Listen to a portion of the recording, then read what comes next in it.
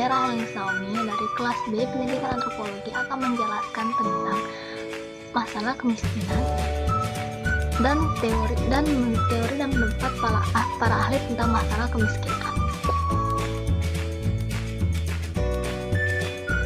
Kemiskinan adalah kondisi di mana seseorang tidak mampu memenuhi kebutuhan hidupnya, baik dalam fisik, baik dalam kebutuhan sosial ataupun dalam kebutuhan materi.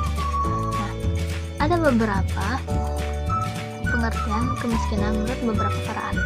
Yang pertama ialah Profesor Mubianto mengatakan kemiskinan adalah rendahnya pendapatan ekonomi masyarakat yang menjadi taraf kehidupan, kesejahteraan dalam masyarakat. Keadaan ini bukan hanya terjadi di wilayah pedesaan saja, tapi juga terjadi di wilayah perkotaan. Lalu ada dari Prastoyo yang mengatakan kemiskinan adalah rasa terciptanya tidak berdayaan yang mendorong adanya kerentangan menghadapi situasi dalam dirinya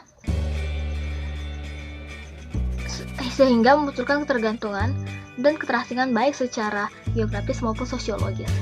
Lalu yang ketiga ada Yulianto yang mengatakan bahwa kemiskinan ialah kekurangan dalam arti kebutuhan berupa barang-barang dan pelayanan dalam standar hidup yang layak. Kemudian di sini saya akan menjelaskan tentang beberapa jenis kemiskinan. Itu satu, kemiskinan subjektif. Kemiskinan subjektif ini adalah kemiskinan yang dimana seorang mengakui dirinya tidak mampu dan akan melakukan minta-minta kepada seorang. Ini bisa seorang. Contoh kemiskinan ini ialah seperti kita yang seperti seorang pengemis yang melakukan minta-minta kepada orang-orang di jalan padahal dia mampu untuk melakukan pekerjaan. Lalu ada yang kedua yaitu kemiskinan absolut. Kemiskinan absolut adalah kemiskinan di mana memang dari awal keturunan mereka, dari ayah, dari kakek, nenek, ayah, bahkan anak mereka itu sudah miskin. Lalu yang ketiga adalah kemiskinan relatif. Kemiskinan relatif adalah kemiskinan yang biasanya terjadi dalam suatu negara yang memang negara itu adalah miskin. Biasanya negara ini miskin karena faktor dari pemikiran masyarakat yang kurang terbuka. Lalu yang keempat ialah kemiskinan alamiah. Kemiskinan alamiah ini bisa terjadi karena ada faktor alam. Misalnya dalam suatu daerah memiliki sumber daya alam yang menjadi patokan untuk memenuhi kebutuhan mereka. Namun ada sesuatu yang terjadi yang mempengaruhi sumber alam tersebut sehingga menurunkan pendapatan mereka. Lalu yang kelima adalah kemiskinan kultural.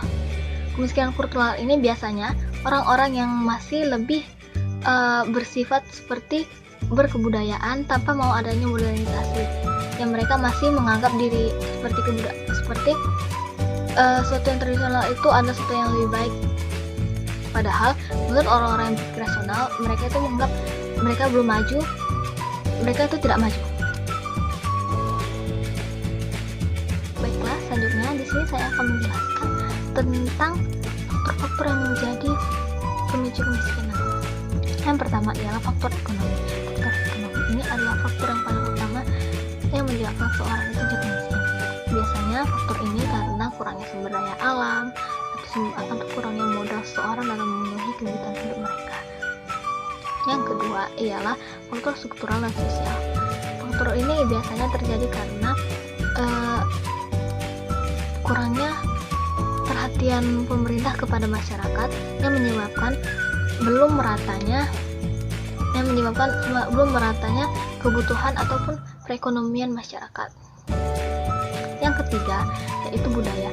Faktor yang budaya ini biasanya terjadi dalam diri masyarakat sendiri yang menganggap mereka sudah hidup bercukupan, padahal orang-orang berpikir bahwa apa yang mereka lakukan itu masih kurang, dan karena pemikiran itulah yang menyebabkan seorang tersebut yang mereka berpikir masih cukup untuk satu hari ini saja, mereka berpikir yang menyebabkan mereka menjadi jatuh dalam kemiskinan. Baik, sekian penjelasan dari saya tentang kemiskinan dan beberapa pendapat para ahlinya. Jika ada salah kata ataupun